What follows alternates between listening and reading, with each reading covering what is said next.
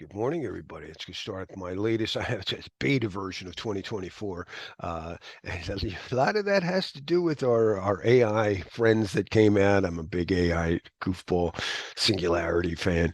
And over the last week, I don't know who noticed Dolly 4 or Dolly 3 became part of ChatGPT 4. So I've been updating my slides to include all these images. And I'm a Star Trek fan. And we're going to, hopefully, if you don't know anything about Star Trek, you'll know why it helps me pass exams. So, and our over, my goal in these classes, I do understand that people are here to pass exams. I've been doing exam preparation boot camps for 20 something plus years since the first MCSE 351 workstation was my first class back in like 97. Uh, that is of course our defined goal, but overall, I'm trying to help us all get smarter and get through these incredibly exponentially changing times. This class is designed to augment your studies. So I was talking before class started. There was a great free reference from the Cloud Security Alliance. I can't stress enough. In fact, when you take your CCSK, which you could do at the end of this class, you have that open book. That's the open book you use. And that's like 90% of the answers are in there. There's a couple other things. You're allowed to Google too. Use Bard. So it should be very easy to pass that exam. So a great way to practice for the CCSP, take the CCSK exam. I also highly recommend the official study guide.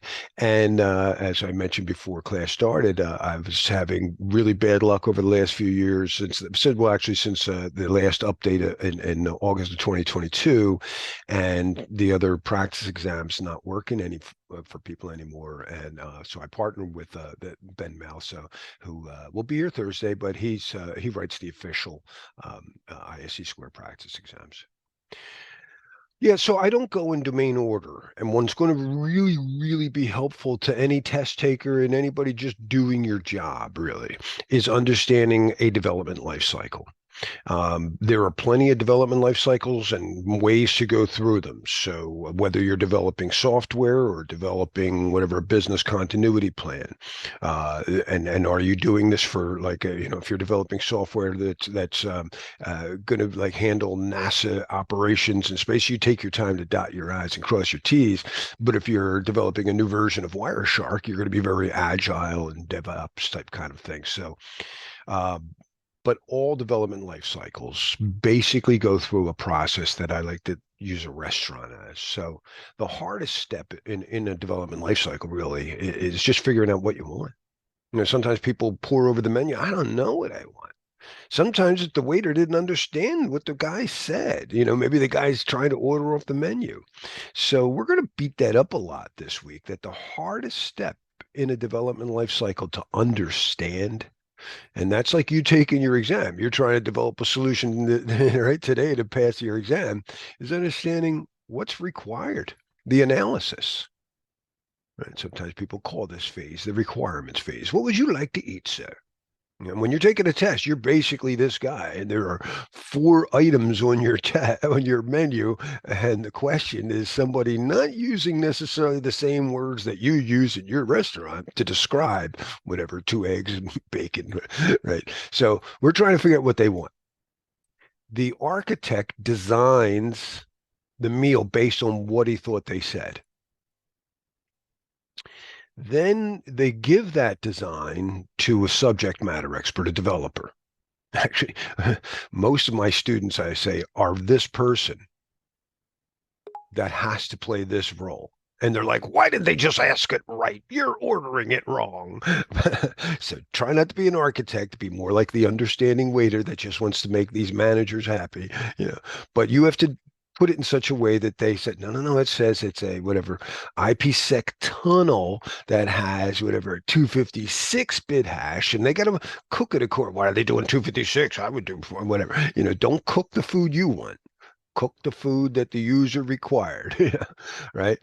So, and hopefully that's what verification is. You go through that process, you verify that, am I cooking what's on the menu? And just in case, you bring it out to them and you test it. Now, she could test. We'll talk more about the test, putting a thermometer in the steak to make sure that it really is medium rare. But when we test, the real test is the user acceptance when they say, we got what we ordered. Right? But the hardest part in the development life cycle to actually get people to follow is after you bring the food out and they enjoy it, is this. And I like to point out, and we're going to be playing with this concept all week, that these people are in the restaurant because they're hungry. This guy might be working his way up, but he still likes working with people. He enjoys his job. This person loves their job. This is like the cookie baker that loves making cookies. You know why these people are here? They're actually band members. They play in a little jazz trio, and the band's not making any money. And they got kids and mouths to feed. So they took a job, and they don't really love doing this. Nobody loves patching servers. Nobody loves to do backups. Nobody loves to run antivirus. This maintenance thing is where most things break down. Most of our problems are here. Now, I said we have a lot of problems because people don't know what they want. I've been trying to align with ChatGPT, and it's like, no, I said from the front. From the front, I'll show you our little argument that it didn't understand what I was trying to say while I was waiting for class to start. But the hardest part, we say, this is the hardest to understand. This is the hardest to get people to follow. And we'll see that all week. So we're going to kind of do my training this way. We're going to, where's my erase tool? We're going to start off with understanding what we need, and then we're going to architect solutions. Today, we're going to talk about that a lot. We're going to do a risk assessment to figure out what an organization needs, and we're going to start designing. But I'll tell you what, this is, and if you've taken the test, some of you I know have, may understand that there's a lot of architecture concepts in the cloud. And when she's architecting solutions for like building a cloud app, she's buying whatever, the pot infrastructure and the cooking infrastructure from another place. She's renting the kitchen's infrastructure. She may not even be using her own, sauces. She may have bought, pre-made sauces, so she's got somebody else's platform. All she's doing is adding in a little software interface to it, whatever. So a lot of times when we design things today, and we're going to talk a lot about these cloud architectures, these different components are all different, functions as a service, so to speak. And well, trusting that these functions are who they say they are. By the way, I got to kill something here. I hear my let me I got to kill my hey, Larry, you're showing your screen. You're showing your screen. Yeah, here's some people texting me over there. Yeah, this won't load for some reason. I was trying to show you my third edition, but it won't load. Anyway, yeah, I'm going to have some people joining us that I've invited. They can't download anything, but I want them to go over these new versions of the slides and help me out. So at the break, I'm going to be letting some people in here. All right, so our design thing is going to be the challenge. Now, one of the things I'm going to focus on, and I'm actually working on the slide now. It's not going to be today. It's for tomorrow morning or tomorrow afternoon. Is the NIST risk management framework. And I got to meet somebody a week or so ago. I got to present at a conference, and the guy is Sunil Yu, and he's developed something called the cybersecurity matrix. And it's a great way for me, I kept seeing cloud stuff and architecting stuff in the cloud. And we'll talk about those untrusted API conversations, So that's where we're going to go, and then we'll do some practice tests on Thursday and Friday. Yeah.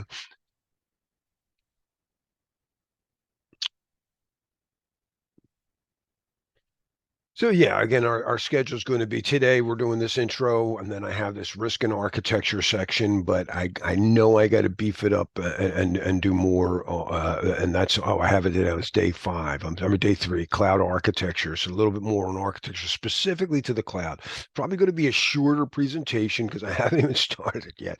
But I need to cover stuff on infrastructure, particularly, we'll see the practice questions on how like disks and disk dispersion and is how excuse me, what's the term? Um, uh, Chunking. That's actually a testable term. Chunking. So how disks are basically formatted across a cloud, and then some more on container. A platform as a service is really expanded. There's like container as a service and function as a service and all these various things. So we're going to develop a little bit more on that stuff. The exam itself is now 4 hours as of a year ago, and I told you since these changes, even though they didn't announce content change, I seem to experience that there was content update. So, uh, but you take it at a testing center, right? You can be. By the way, I did some other exams where I was allowed during COVID to test at home. Anybody take an ISACA exam from home? It was much easier to just go there. The proctor's crazy. The CCSK you can do from home. It's open book, fantastic. And again, I can't stress more how useful this is to passing the CIS, excuse me, the CCSP. Now, I've done some updates that I'm preparing for next year. I'm really, I told you an AI guy, and with people using AI to automate their attacks, what's the defense? Automated security. So I'm a big fan of what's going on with the sewer systems. I don't know how up to date they are, but we'll talk about it. That might be one of the things. But if you've we started out with like firewalls and IDSs, right? So IDS I say is like your closed circuit television. And a firewall is like a locked door, but an IPS is a closed circuit television that it says the door is open, but you're acting funny. I'm going to lock it, right? Well, then a SIM tool is looking at all the different IDSs. It's looking at all the different closed circuit TVs. But a sewer tool is also like, and then if I notice something suspicious, I can take action. So sewer, the security, orchestration, and automation and response, automated response, I think is the answer. That's where that's the way we're going to have to deal with these AI-driven threats is with AI-driven responses. Um, Supply chain security, during COVID, we're seeing issues with, whatever wheat coming from, or not COVID, but war, Ukraine and stuff.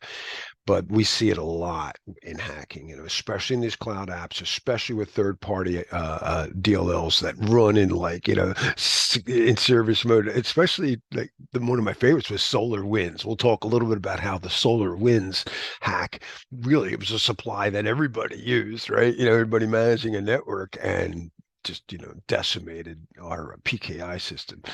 Um, Another big issue is that people aren't just connected to one cloud. My wife is an incident response manager at a large pharmaceutical, and she's got to support a bunch of different cloud environments and trying to figure out all the right tools and stuff. Uh, uh, OWASP recently did a top 10 for large language models, and if it isn't testable, it's okay. We're going to find out what's on the test, right? More and more on day 4 or 5. Today, this we want to know what we think is really important in cloud security right now.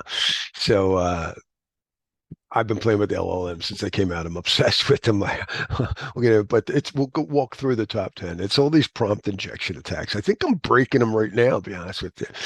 When they introduced last week that ChatGPT 4 now has DALL-E 3, Sam Altman does a little talk about the announcement, and he said, "We're so excited about. If you're worried about content copyright violations, we're doing all that for you. So if you try to do something that is a copyright violation, we'll let you know. And if there's a problem later on, we will take responsibility." It's letting me do Star Trek characters with their logos, and I think that's a copyright. And it's funny because along the way, it will stop me. I'm doing a song. I'm also a musician, and I wanted to take the same type of graphics that I have here, but also for my band. And Spock is singing to a woman of one of our songs. It's an old jazz song, Night and Day. And oh no, it was for Stranger in Paradise. And when I said, now do the lyric, Take My Hand. Oh no, that's a copywritten lyric. I'm like, you're fine with Spock and Kirk, but you don't like the phrase "take my hand."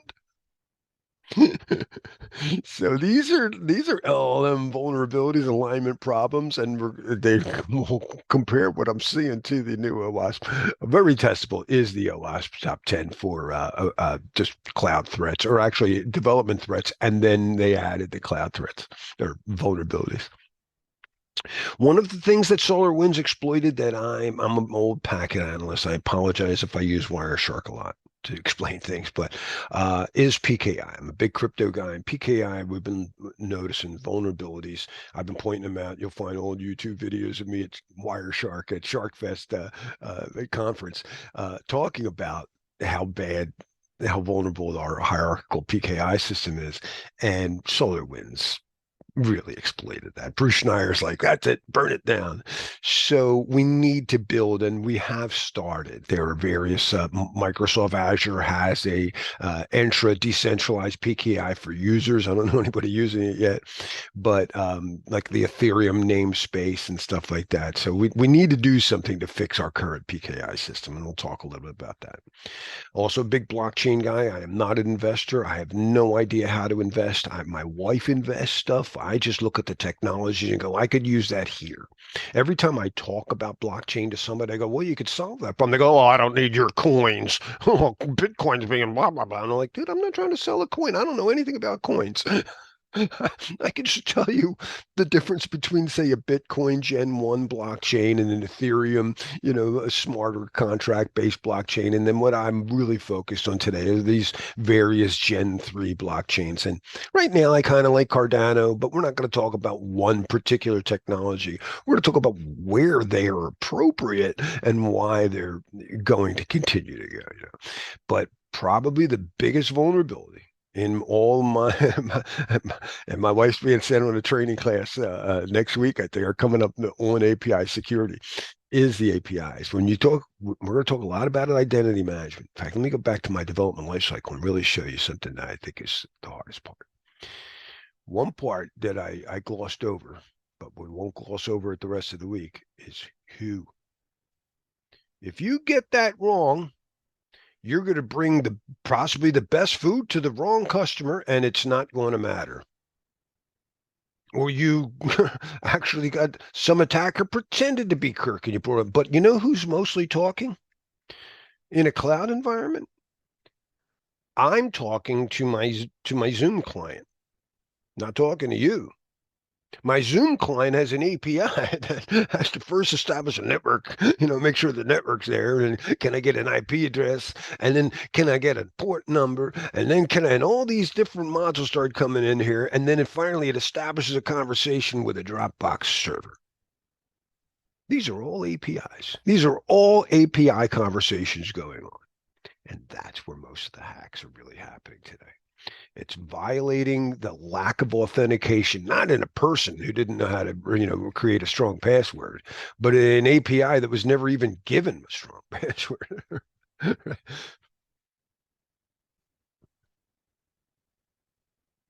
Oops. So that's going to be a good deal of our focus. And if you have experience, I very much welcome it. One of those API issues. All right. I do want to set the context. I'm a big fan and friends with Peter Diamandis. He's the author of the book Abundance, The Future is Better Than You Think, and quite quantitatively and statistically, also a big Star Trek fan. He has pointed out that I just heard a statistic over the weekend. Up until this generation of people, there were more people died of starvation, or there were more health problems caused by hunger than there were of obesity. And now it's reversed. We have more people suffering obesity than hunger. Now, from an information security perspective, we talk about protecting confidentiality, integrity, and availability. If you're worried about competing with somebody when the Eagles play Dallas or whatever they just did, and they don't let them see their plays. But when you're worried about actually having accurate information, like I said, if you're collaborating, the mountain people have the best strawberries and the valley people have the best peanuts. They're not trying to keep the peanut butter, whatever formula secret.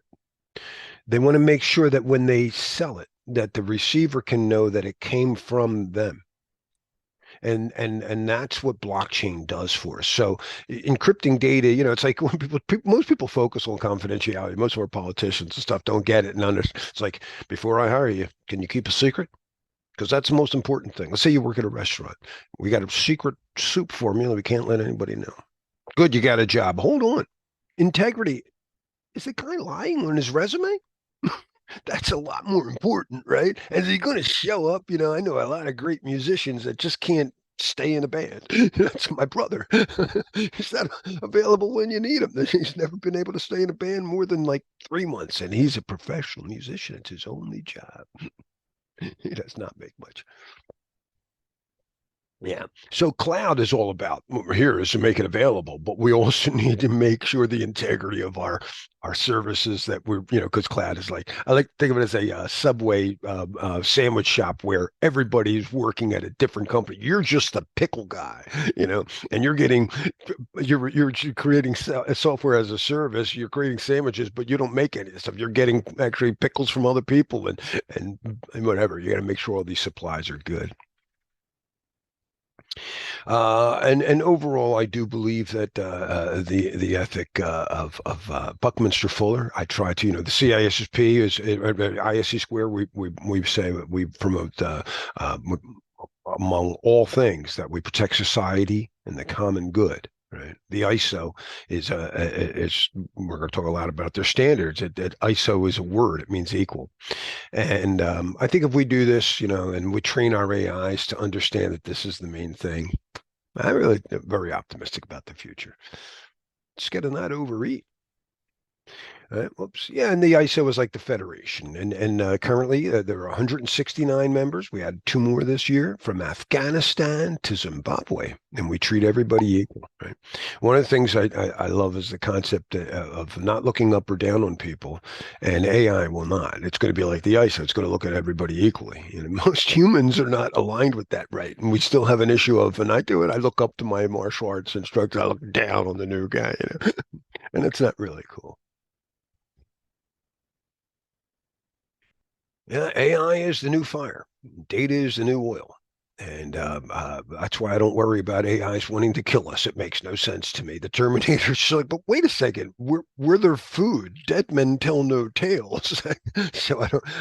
Narrow AI can make those paperclip mistakes, but no AI. I'm very psyched about it, and I think we're going to be paid. Talk about universal basic income. It would be. I think you're going to be making money on basically good data and not hate speech. That's not going to.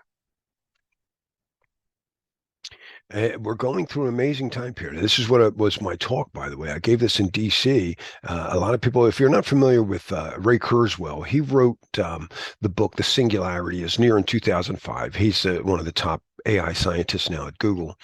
And he pointed out in 2005, based on Moore's law, that processing speed doubles every 18 months or so, that we are going to have at 2029 a general human intelligence. That means this AI, this genie, will know pretty much everything a human knows. Not really smart in chess, but can't play checkers. They're going to know every version of the Terminator concerned too. So they're going to know. Oh, I know. Don't do that. Don't make paper clips out of people. It'll know all that.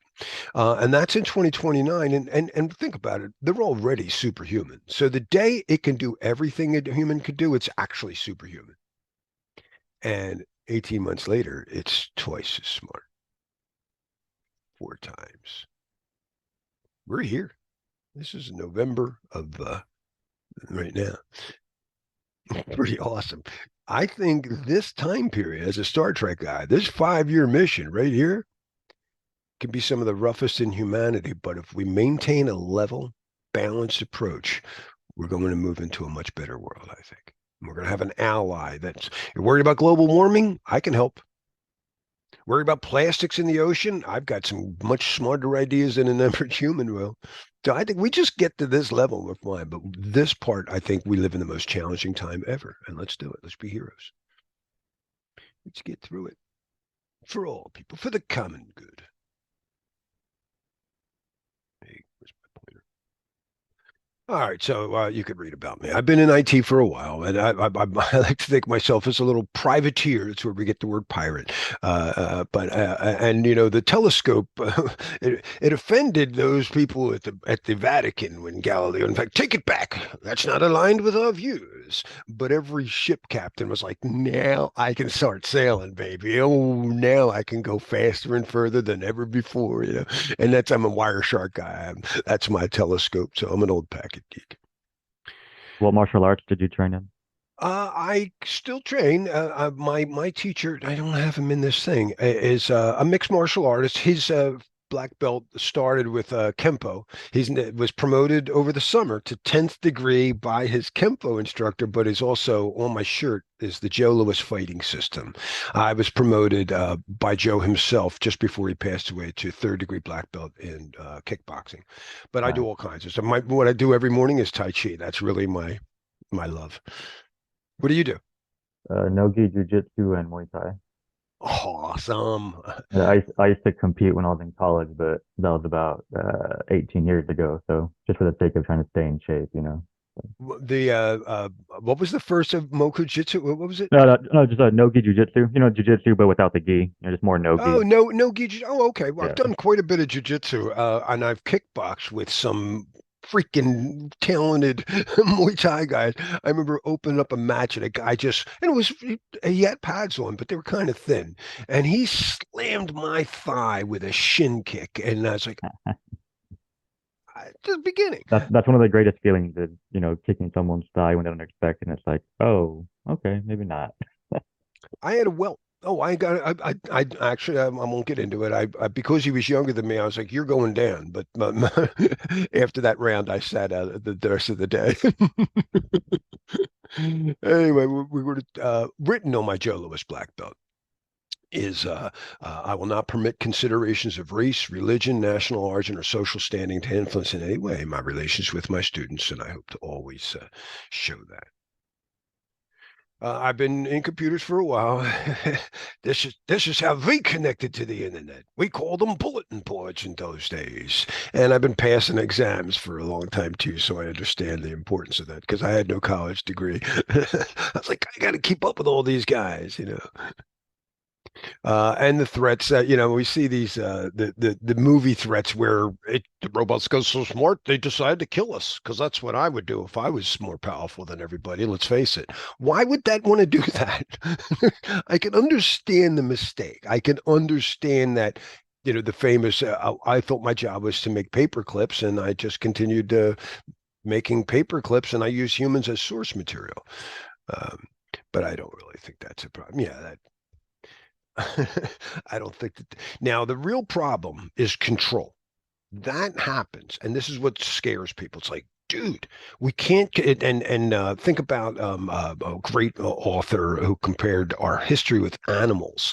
Kate Darling, she's a roboticist, but she said we've had these similar problems of autonomous vehicles and lawsuits since we've had writing. We had some of the earliest documentation that we found in Mesopotamia, from 5,500 years old, is hey, this guy's ox got out of control and gorged me or my family.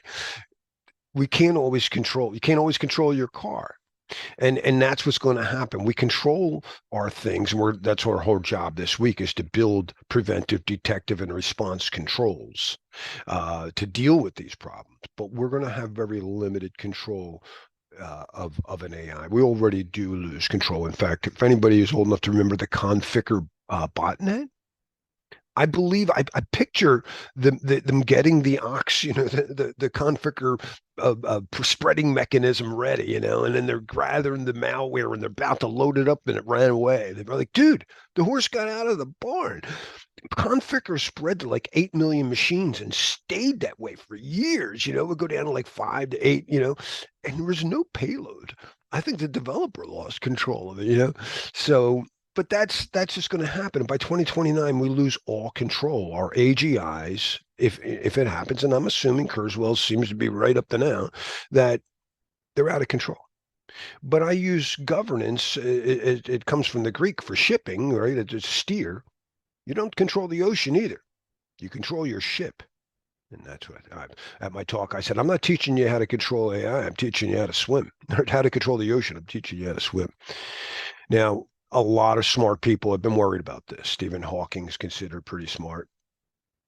Uh, I tried to draw Elon Musk as pontificating, and Spock and Kirk are bored stiff. Look, some of the people, but I'm sure he's right in some way. He's saying just, and this happened 5 years ago, so he's basically in the same thing. Something big could happen really bad over the next 5 years. Um, and we see it the narrow problem all the time. Whenever you're stuck on the help desk with that machine, you're like, no, I need a human. You don't understand my question, right? Narrow AIs have this problem. I have this problem with creating these graphics. It's like, no, I want to see her face. What is wrong with you? You keep showing me the back. That's really just happened. Now, AGI, though, will we're going to lose control, but it's going to understand every concern. It's going to read the internet. It's going to know every religious view, everybody who's ever written anything that complained. What if it did this? It'll know about that. No, the bigger problem is basically like Galileo's problem. When you try to tell the authorities, well, actually, we're not the center of the universe. We're not even the center of the galaxy. They're like, but that doesn't align with us, and we're in control. So take it back, or we'll kill you. But they won't be able to do that. That's the whole point. The AGI will have hacked every military system, I think, by that point. So the bigger problem is that people don't want to hear the truth, and you've got to be ready. You got to be ready to accept, no, you're standing wrong, or whatever. You're playing that note wrong, Larry. It's you. It's not us, you know. But I don't think it's going to want to kill people. And one of the greatest, like I have a problem where I'm giving it commands, and it does it get understand my command right. I say, bring me a picture of a dog tied to a fence, and it brings me a picture of a dog that is tied to a fence. And I was like, no, I meant tie a dog to a fence and take a picture. And if it could see the look on my face, it wouldn't have made that mistakes. And Rana Kayyubi, in her book Girl Decoded, a great Egyptian AI researcher, pointed out that Alexa would make far fewer, like she says, like over 90% of our expression is not verbal. It's the look on our face, the movement of our eyes, our lips, our hand gestures, and tone quality. And I wrote out, I said, I want to be able to take care of our pets. That's what this representative who is taking care. I want it to be able to look at my cat and understand from the tone of its meow, whether it needs some help there. And I told her I've been in contact with her that I want her to win a Nobel Peace Prize. I think she could really help. I think all those cameras that are out there that are watching to see if we're speeding, AGI will use them to like see, why does that squirrel seem so annoyed? Oh, there's a gas leak out there, and then it turned out that squirrel's little alert just saved a bunch of people's lives. Yeah, I think the bigger problem sometimes, and I've actually had some help desks. I had the one for Allstate Insurance, right? I think we're Allstate.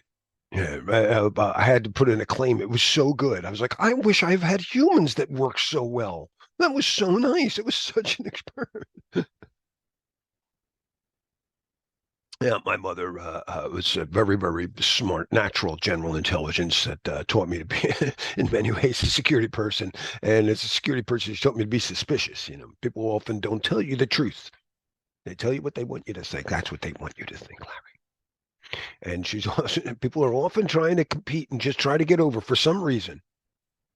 I mean, when you go to the buffet, you order the meat and the fish. Don't get bread and rice. That's how they get you, Larry. They fill you up with the nut. Whatever.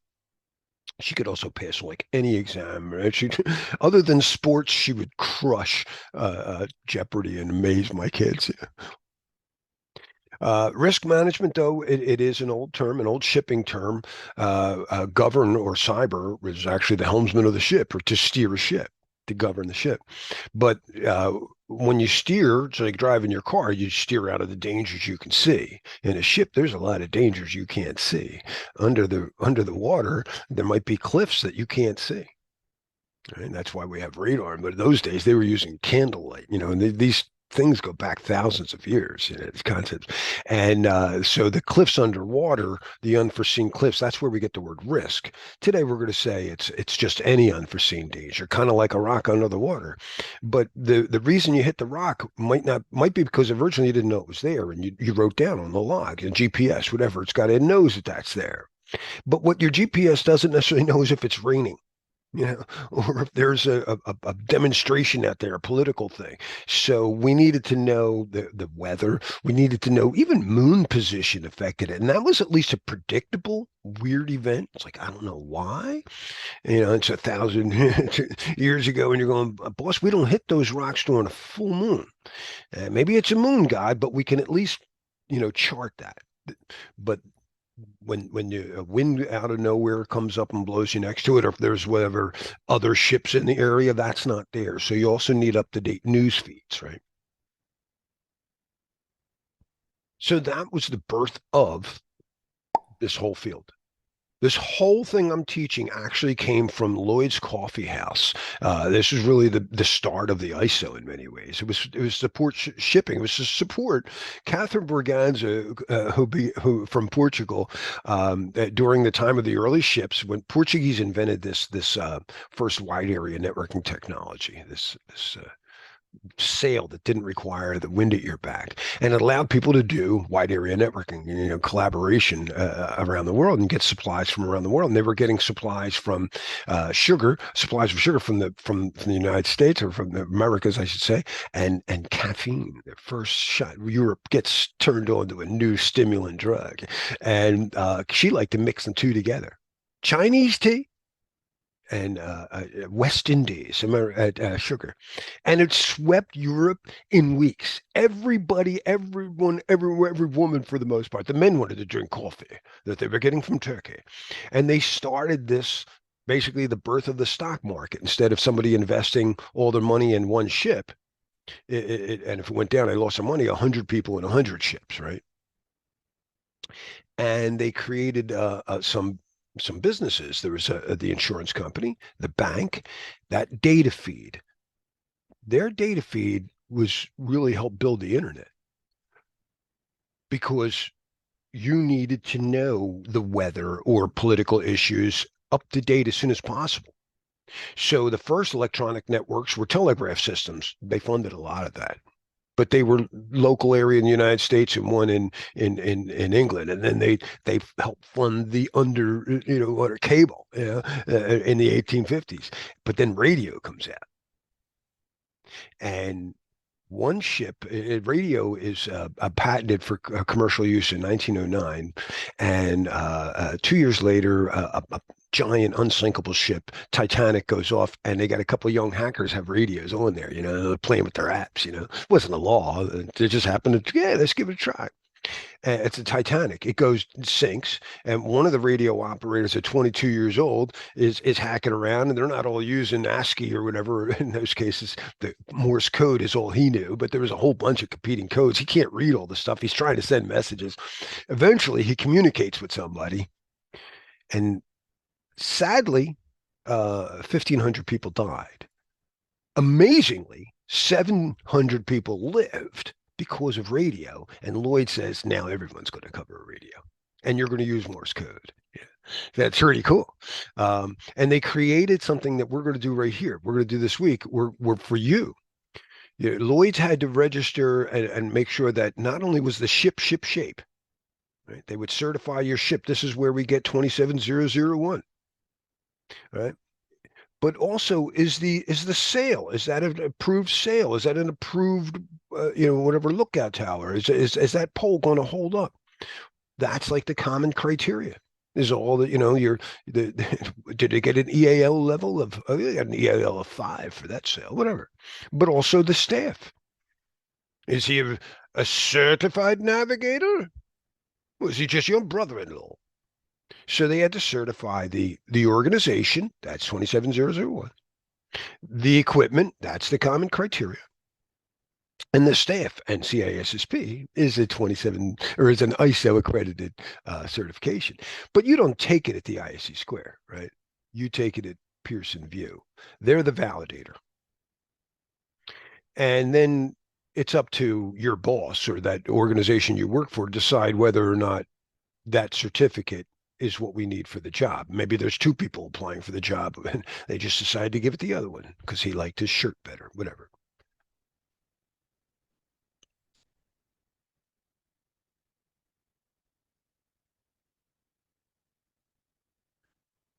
So these are the standards. We'll be dealing with some of these things this week, right?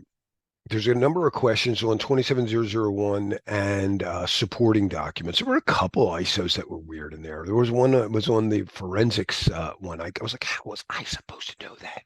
It's in the Cloud Security Guide from Cloud Security Alliance. Whoops. And Lloyd's is still here today. They do cyber and they do spaceships.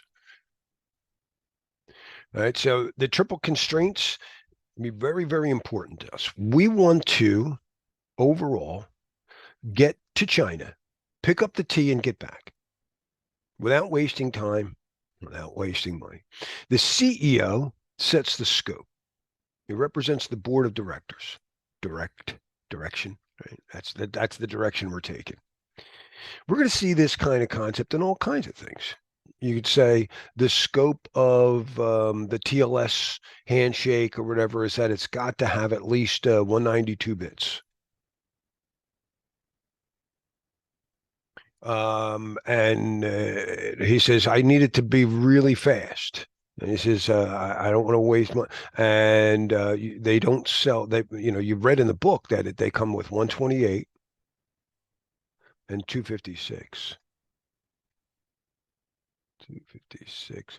Right? That's the three sizes of AES encryption. But nobody seems to sell 192. The stores are out.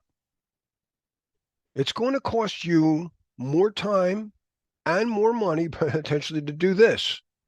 But this isn't enough. It short scopes it. You can never short scope. A lot of what we're trying to do is to be very efficient in our governance, is to make sure that we meet the scope without going too far out of scope. You got to give yourself a little room for shift and drift on top. You can't go too low. If the scope is my waist is 33 inches and there's a 32-inch one and a 34 and a 36, but they don't have 33s. I can't get exactly. I can't put on 32s. It'll never button. I'll wear the 34s and I'll have a little bit of slack or waste. Actually, it's called scrap in process management. But otherwise, I'd have to scrap. If I bought the 36s, I'd scrap more. So it's a lot of what we're looking for here.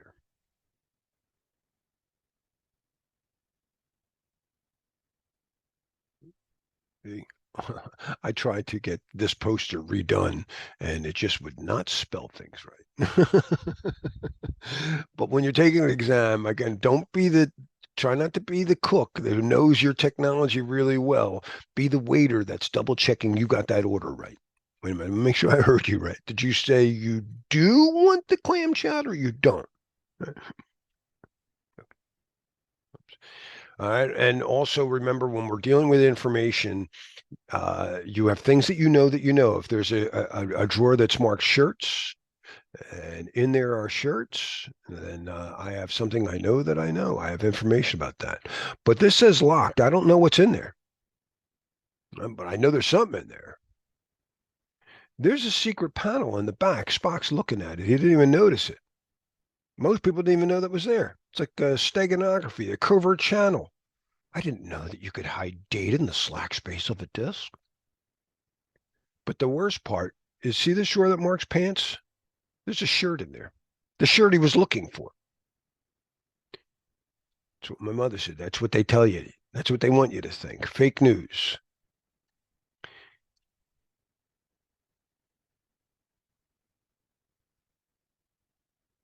And the direction of where we're going, well, I'm an old space nut, and I've been reading these. Actually, Jared O'Neill's High Frontier, 1977 book on solving global warming and stuff. Actually, environmental pollution by moving manufacturing to space. And I loved it. I was like, oh, this is great. And I found out recently, only the last couple of years, that Jeff Bezos was a student in his class. He was a Princeton professor, and he wrote this book called The High Frontier that like moved my life. And Jeff Bezos actually wants to build one. I was like, he wants to build an O'Neill space colony, and it's like he was a student of Gerald's, and I was like, oh, sweet. Now, when you're taking an exam, if you're not familiar with Kirk and Spock, Spock is like your computer, very, very analytic, and he can quantify anything. He can speak matter of factly about anything he measures. But remember, you can't measure everything. So Spock takes a test question. He could go, well, it's not A because MD5 is a hashing algorithm. And it's not B because whatever SHA comes in different sizes. But he's never been on this planet, and he doesn't know who Ron Rivest is. And Kirk says, Spock, where are we on question 3? Insufficient data, Captain. It's not A and it's not B. Is it C or D? Insufficient data, Captain. I don't know who Ron Rivest is. Well, we haven't picked C in a while, and he'll just pick it. Kirk has to go with his hunch. Now, hopefully, when you have experience, when you pursue logic, you'll develop an intuition. You got to use it. There's an old saying, though, do pursue logic to develop intuition. If you try to develop intuition, if you pursue intuition, you'll develop hallucinations. You'll start hearing voices in your head. Start off logically. Sometimes people get frustrated, but they're both right, Larry. Larry drives a washing machine now. B, a car. Yeah. C, a Honda. Yeah. D, a Honda CRV. There you go. If it's a Honda CRV LX, well, that's precise, but it's precisely wrong. Let's pick the one that's the most precise and still accurate.